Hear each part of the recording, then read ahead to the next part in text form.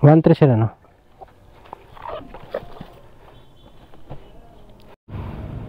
Item pickup na mga boss. Pickup location, Karangalan Village, dito sa Pasig. Drop off location, Diliman. Rate 149. Priority fee 20 pesos. Abono 1,300. Kilometers 7.9 kilometers. Ayan. So first booking natin mga boss. Ayan, lumabas tayo mga boss alas 10 ng umaga. Ayan. So bibiyahin na naman tayo. Kahit medyo mababa yung rate ngayon, try natin bumiyahe. At try din natin kung kaya pa bang kumita ng 1,000 full time. So top up pala natin mga boss is 151.60 pesos. Ayan yung kapital natin ngayong araw na to. So undawi tayo sa drop off natin. A few moments later. Sige po, thank you po. Okay na po. 3, 4, 5. Thank you po. Oh, thank you ma'am. So ayan, may tip tayo dun mga boss na 51 pesos. Yan, total payment ni ma'am is 1,449. Ayan, binigyan tayo ng 2,000, binigyan natin ng 500. Okay, so meron agad tayong tip. A few moments later. Boss, for pick up po. Ha? Order daw ni Sir Danny. Apo.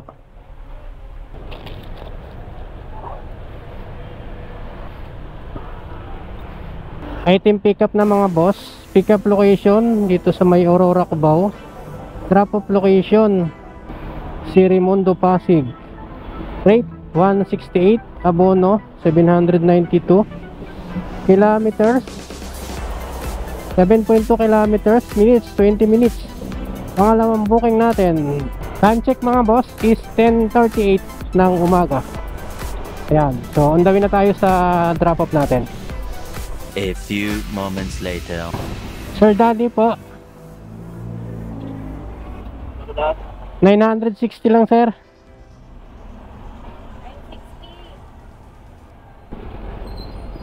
60 na lang sir. Uy, ito pala yung resibo nya. Yan, thank you. A few moments later. Mayroon tayong booking guys. Ito, cellphone, ang dala natin. Item pickup mga boss. Pickup location dito sa may Isim East.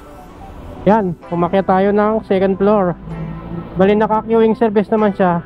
70 pesos, high demand 9-10 pesos. So drop off location sa Isim City, San Mateo. Ayan. Rate 194 pesos. Kilometers 13 kilometers. Minutes 37 minutes. Pangatlong booking. 1 hour later.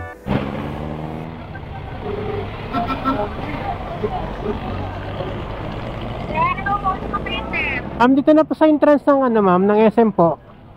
Entrance ng SM? Opo. Market po naman? Opo, opo. Opo. 194 lang. Thank you po. A few moments later. Magkano nga bono dyan, sir? 440 daw po. Ito po. Thank you.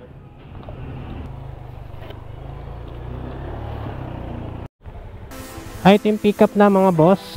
Pickup location Bayani Road dito sa may covered court. Ayan. Drop off location DMCI Annex Makati. Transport fee 210. Abono 440 pesos. Ayan. Kilometers 23 kilometers. Minutes 49 minutes. Time check is 1:46 ng hapon. So dadaan tayo ng Pasig mga boss kasi mayroon tayong dadaanan dun sa may regular natin yung trapal. Ipapadeliver daw si ma'am papuntang Pasay.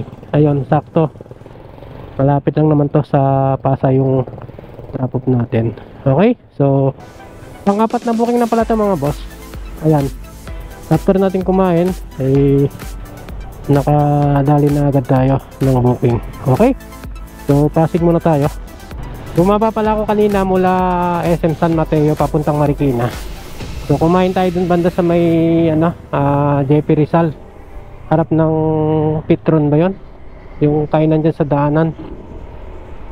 So dito na tayo nakakuha ng booking sa may Malanday dito sa Marikina. A few moments later. 2,200. Ano, bigyan mo na lang ako 19. 1,900.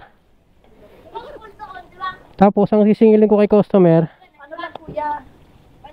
Magkano ba yung tuto? Oo. Ano ma'am, isend mo na lang yung address ni customer. Hindi ko ba na-send sa'yo? Hindi pa eh. Ah, sige. So ayan, na-pick up na natin mga boss yung trapal sa regular natin. Biyahing Pasay ito. So yung rate na ito nasa 300 pesos. So yung pinabunuan natin dito is 1,900 pesos. Yan. So lumalabas na 510 pesos lahat pag na-drop natin yung dala natin. Okay. So yan. Biyahin na natin to mga boss.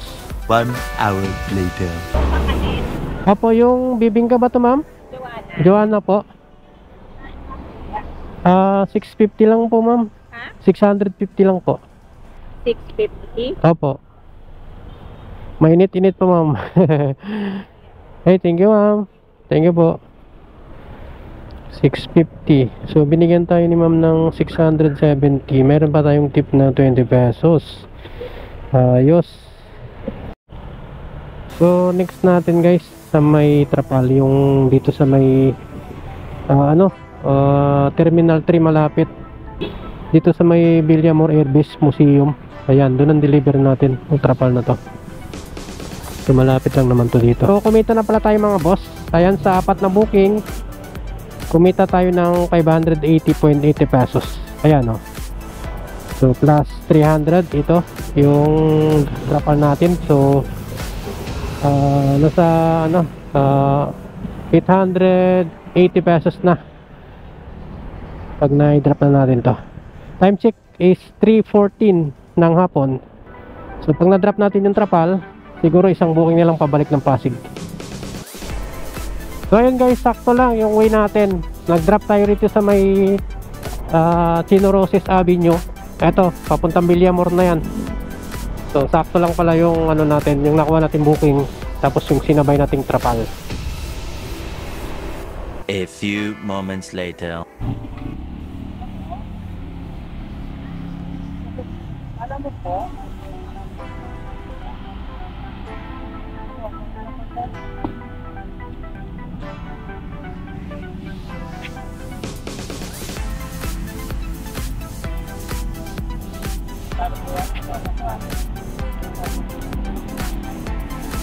Ay, sir.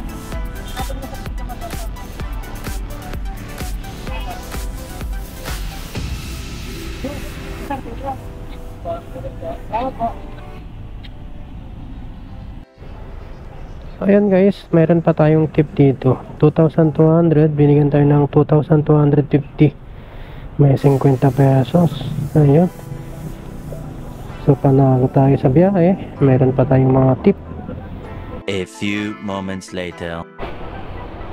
May nakuha tayong booking guys dito sa may NAIA Terminal 3. So kinuha na natin to kasi pabalik na tayo ng Pasig. Papuntang Pasig kasi to. A few moments later. Okay, sige. 400 po. Sige po. Okay na ma'am, thank you po.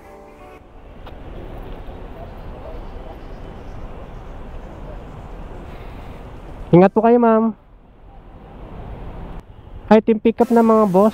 Pick up location Terminal 3 dito sa may Gate 8. Drop off location Mulabi Street sa Pasig. Ayan, sakto, pabalik tayo ng Pasig. Rate 154 pesos. Kilometers 20 kilometers. What? Malayo mula rito. Isang oras. Grabe ah. Baka nagkamali lang to si map. Yan. So bibiyahin na natin to mga boss. Last booking na to. Time check is 3:56 ng hapon. Yan. So ayos to. Pag na-drop natin to, 1,000 yung kinita natin ngayong maghapon. Maaga pa. Mali yung turo ng map kanina, kaya naging 1 oras. Ito 12 kilometers na lang. Pinapadaan tayo dun sa may ano, sa may kabila, dun sa may Taguig, sa may C6. Ayan, ito nag-remap. So sa 12 kilometers na lang, 46 minutes. A few moments later. Ito na po yung susi. Ayan guys, na-drop na natin dito sa may New Sinadel compound, dito sa may pinagbuhatan. Kung sinundan ko na naman yung map nila, maling Mulabi Street yung napuntahan ko. Ito lang, binasa ko yung naka-note dito. Dito ako dinala sa may bandang ano to, bandang City Jail, Pasig. Itong lugar guys na hindi talaga nakikita sa pin location. Itong ano, likod ng pinagbuhatan dito sa malapit sa may ano, Pasig City Jail. So ayan guys, naka 5 booking tayo. Ayan, 704 pesos yung kinita natin. Tapos meron tayo kaninang regular na 300 pesos yung transport nun. So bali nasa 1,000. Tapos meron tayong tip kanina na 50 pesos yung isa. Tapos dito yung huli sa Trapal 50 pesos din. So bali kumita tayo ng 1,100 pesos mga boss ngayong maghapon. Ayan. So ayos na ayos siya, di ba? So time check is 5:21 ng hapon. Lumabas tayo kanina alas 10. Ayan. So ilang oras lang yan mga boss. Lumalabas na 7 oras ng mahigit. So panalo siya, di ba? So kayang-kaya pa siyang kumita ng 1K sa isang araw kahit medyo mababa ang rate ngayon. Kaya tayo kumita ng 1,100 pesos.